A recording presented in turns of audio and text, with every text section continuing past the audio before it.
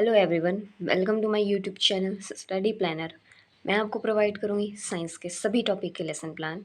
इसके लिए आप मेरे चैनल को सब्सक्राइब ज़रूर करें। तो शुरू करते हैं आज की पाठ्य योजना। आज का टॉपिक है ब्लड, रक्त। तो सबसे पहले ऊपर हेडिंग डालेंगे पाठ्य योजना क्रमांक। बाईं तरफ हम देंगे शाला का नाम, कक्षा, विषय, प्रकरण और दाईं तरफ हम देंगे दिन, दिनांक, कालखंड और समय। पहला हेडिंग हम डालेंगे सामान्य उद्देश्य का। अब चूंकि हमारा विषय विज्ञान है, तो विज्ञान विषय के लिए हमारा सामान्य उद्देश्य क्या होना चाहिए? छात्रों में वैज्ञानिक दृष्टिकोण का विकास करना, छात्रों में विज्ञान के प्रति रुचि उत्पन्न करना, छात्रों में प्रयोगात्मक व निरीक्षण शक्ति का विकास करना, छात्रों में वैज्ञानिक अनुशासन का विकास करना और छात्रों में विज्ञान संबंधी अंधविश्वासों को दूर करना। अगला आता है विशिष्ट उद्देश्य। विशिष्ट उद्देश्य में हम लिखेंगे छात्रों को रक्त के बारे में जानकारी प्रदान करना। अगला आता है सहायक शिक्षण सामग्री का। सहायक शिक्षण सामग्री को हम दो पार्ट में बांट रहेंगे। पहला है परंपरागत शिक्षण सामग्री, जिसका उपयोग हम जनरली क्लासरूम में करते हैं। तो इसमें लिखेंगे चौक, डस्टर, श्यामपट्ट और संकेतक। दूसरा आता है नवीन शिक्षण सामग्री का। नवीन शिक्षण सामग्री हमारे टॉपिक से रिलेटेड रहेगा। हम जो पढ़ाने वाले हैं उससे संबंधित हम शिक्षण सामग्री लेकर जाएंगे। तो यहाँ पर हम ले रहे हैं चार्ट, जो कि रक्त के प्रकार का है।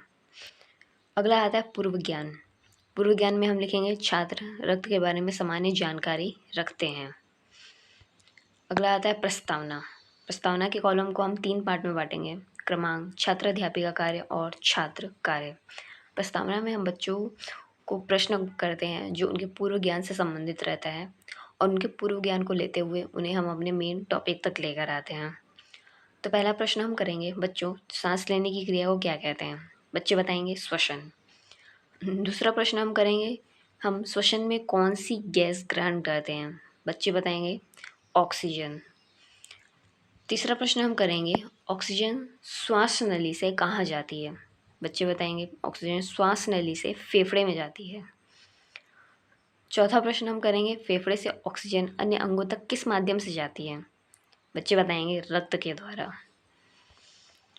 और आखिरी प्रश्न हम करेंगे कि रक्त के बारे में बताइए। तो ये बच्चों के लिए समस्यात्मक प्रश्न होगा और यहीं से शुरू होता है हमारा उद्देश्य कथन। तो उद्देश्य कथन में हम लिखेंगे, बच्चों आज हम रक्त के बारे में अध्ययन करेंगे। अगला आता है शिक्षण विधि का। शिक्षण विधि हम लिखेंगे व्याख्या सह प्रदर्शन विधि। शिक्षण विधि क्या होता है? पाठ प्रस्तुतिकरण का तरीका। अगला आता है शिक्षण प्रविधि। शिक्षण प्रविधि होता है पाठ प्रस्तुतिकरण को इंटरेस्टिंग बनाने के लिए हम जिन प्रविधि का उपयोग करते हैं वो होता है शिक्षण प्रविधि। तो इसमें आता है प्रश्नोत्तर प्रविधि और उदाहरण प्रविधि। अगला आता है शिक्षण सूत्र का। शिक्षण सूत्र में हम लिखेंगे, शिक्षण सूत्र क्या होता है? हमारे पाठ प्रस्तुतिकरण को दिशा प्रदान करता है। तो यहाँ पर हम लेंगे ज्ञात से अज्ञात की ओर और सरल से जटिल की ओर। अगला आता है प्रस्तुतिकरण का। प्रस्तुतिकरण के कॉलम को हम 5 भाग में बांटेंगे, क्रमांक, शिक्षण बिंदु, छात्र अध्यापिका कार्य और छात्र कार्य और श्यामपट्ट कार्य। तो शिक्षण बिंदु में हम पहला बिंदु हम देंगे परिभाषा का। छात्र अध्यापिका कार्य में हम रक्त की परिभाषा बताएंगे। तो यहाँ पर हम लिखेंगे रुधिर लाल गाढ़े रंग का एक तरल संयोजी ऊतक है जो परिसंचरण तंत्र में भ्रमण करता है और यह प्लाज्मा व रक्त कणों से मिलकर बनता है। छात्र कार्य में लिखेंगे छात्र ध्यानपूर्वक सुनेंगे। और श्याम पट्टकार में हम अपने टॉपिक का नाम लिख देंगे।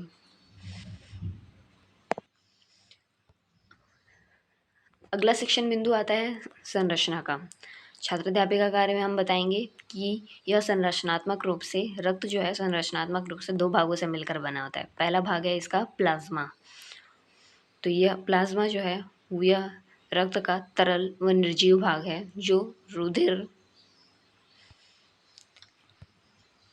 का लगभग 55 से 60% भाग बनाता है और ये अधिक मात्रा में होने पर हल्के पीले रंग के दिखाई देते हैं। प्लाज्मा में पाए जाने वाले प्रमुख कार्बनिक पदार्थ हैं रुधिर, प्रोटीन, हार्मोन, प्रकीर्ण, एंटीजन और एंटीबॉडी। छात्र कार्य में हम लिखेंगे छात्र ध्यानपूर्वक सुनेंगे व महत्वपूर्ण बिंदुओं को नोट करेंगे। फिर उसके बाद हम देंगे प्लाज्मा के कार्य। ये शरीर के ताप को नियंत्रित करता है, शरीर में पानी की मात्रा को नियंत्रित करता है, हार्मोन, एंटीबॉडी व एंटीजन का संवहन करता है। इसके बाद एक विकासात्मक प्रश्न पूछेंगे कि रक्त में प्लाज्मा की मात्रा को बताइए। बच्चे बताएंगे रक्त में प्लाज्मा की मात्रा 55 से 60% तक होती है। इसके बाद हम देखते इसके बाद जो रक्त का दूसरा भाग है वो है रुधिर कणिकाएं। तो हम लिखेंगे कि रक्त का 40% भाग रुधिर कणिकाओं का बना होता है। ये 3 प्रकार के होते हैं। पहला आता है लाल रक्त कणिकाएं। लाल रक्त कणिकाएं ये गोल व अंडाकार कोशिकाएं हैं जो लाल रंग की दिखाई देती है। लाल रक्त कणिकाएं शरीर के अंदर ऑक्सीजन का संवहन करती हैं। तो इस प्रकार पूरा लाल रक्त कणिकाएं के बारे में बताएंगे और छात्र कार्य में लिखेंगे। छात्र ध्यानपूर्वक सुनेंगे व महत्वपूर्ण बिंदुओं को नोट करेंगे। इसके बाद लाल रक्त कणिकाओं के कार्य ये ऑक्सीजन व कार्बन डाइऑक्साइड का संवहन करते हैं। इसके बाद दूसरा प्रकार आता है श्वेत रक्त कणिकाएं। ये अनियमित आकार की और आरबीसीज लाल रक्त कणिकाओं से बड़ी होती है लेकिन संख्या में कम होती हैं और हीमोग्लोबिन की अनुपस्थिति के कारण ये श्वेत रक्त कणिकाएं जो होती हैं वो रंगहीन होती हैं। इनको 2 प्रकार में बांटा गया है। पहला है कणिका में श्वेत रुधिर कणिकाएं। इनमें इनकी कोशिका द्रव्य में कण पाए जाते हैं और इन कणिका में श्वेत रुधिर कणिकाओं को 3 पार्ट में बांटा गया है। पहला है इओसिनोफिल्स, दूसरा बेसोफिल्स और तीसरा न्यूट्रोफिल्स। छात्र कार्य में हम लिखेंगे। छात्र ध्यानपूर्वक सुनेंगे व महत्वपूर्ण बिंदुओं को नोट करेंगे। अगला आता है कण रहित श्वेत रुधिर कणिकाएं। तो इसमें इनके कोशिका द्रव्य में कण नहीं पाए जाते और इन्हें 2 प्रकार में बांटा गया है। पहला लिम्फोसाइट और दूसरा मोनोसाइट।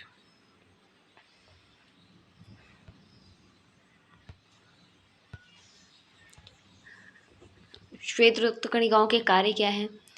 ये रोगों से हमारी रक्षा करते हैं तथा शरीर में एंटीबॉडी का निर्माण करते हैं। तीसरा भाग आता है इसका, वो है प्लेटलेट्स। प्लेटलेट्स क्या होता है? ये अस्थि मज्जा की कोशिकाओं के टूट फूट से बनती हैं और ये रक्त का थक्का बनाने में सहायता करती हैं। छात्र कार्य में लिखेंगे। छात्र ध्यानपूर्वक सुनेंगे व महत्वपूर्ण बिंदुओं को नोट करेंगे। इसके बाद आता है बोध प्रश्न का। बोध प्रश्न के कॉलम को हम 3 पार्ट में बांटेंगे।